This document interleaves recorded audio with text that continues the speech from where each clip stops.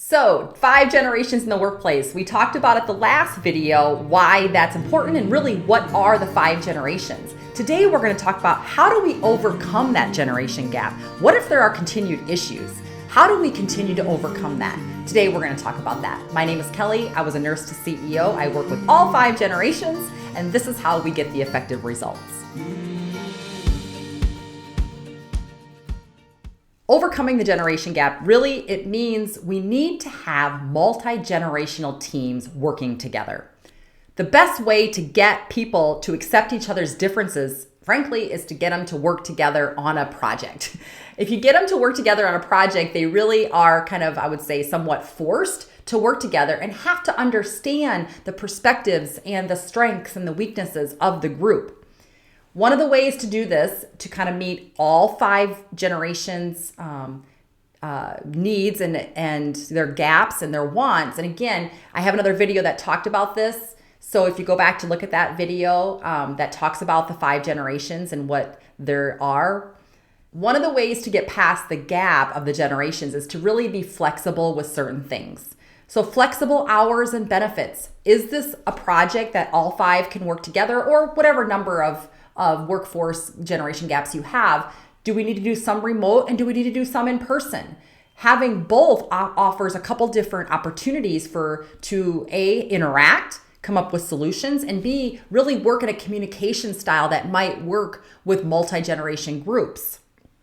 Can it be a hybrid kind of approach? That needs to be something that is understood.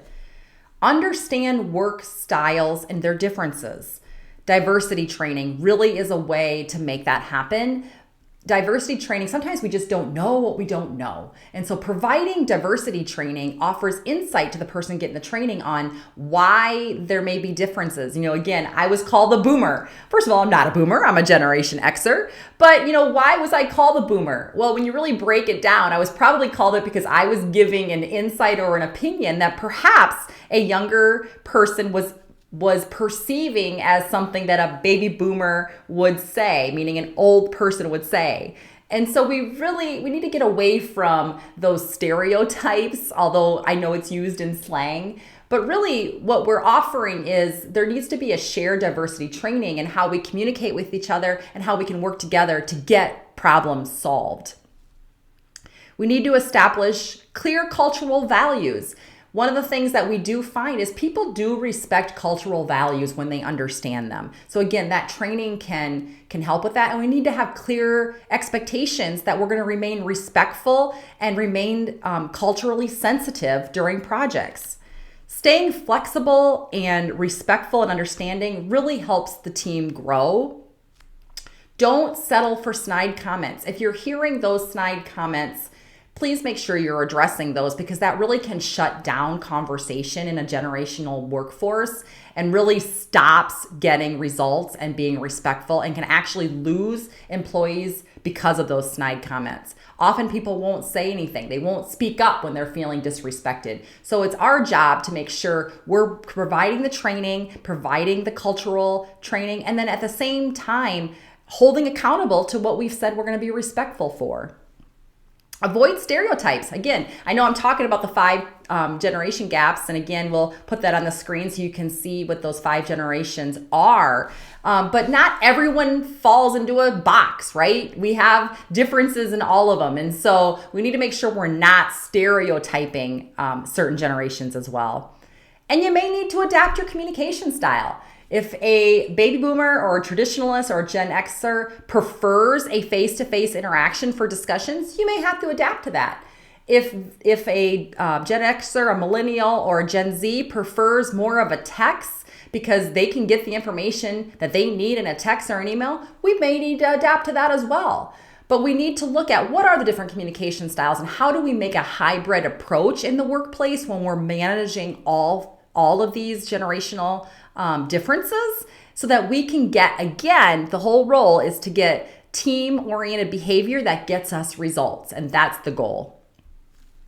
We really need to learn to embed technology that will drive collaboration. Meaning, if we're doing some remote things, which I would encourage should be done on a virtual way at times, are we using the chat features? Are we having the cameras on? Are we using the polls to get information? Are we doing funny icebreakers so that people are getting to know each other and it's not a very robotic, if you will, virtual meeting?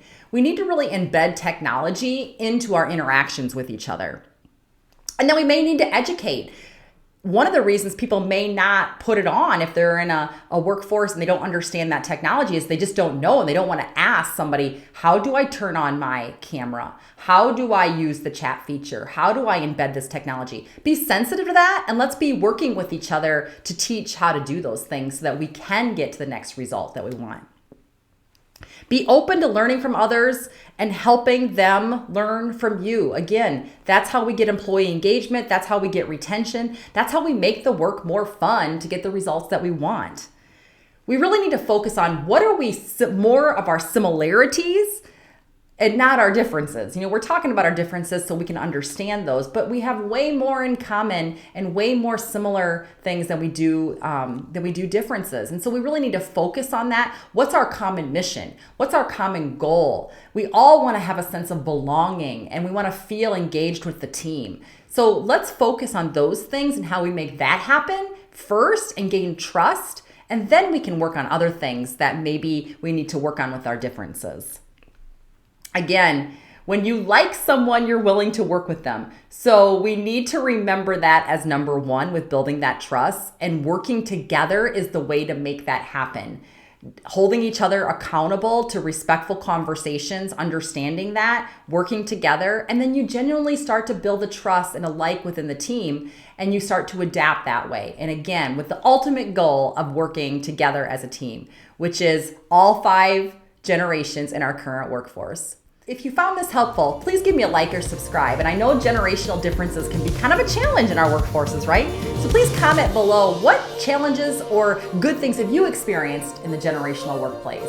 And that will help our viewers as well kind of work through those challenges. Thanks, and let's talk soon.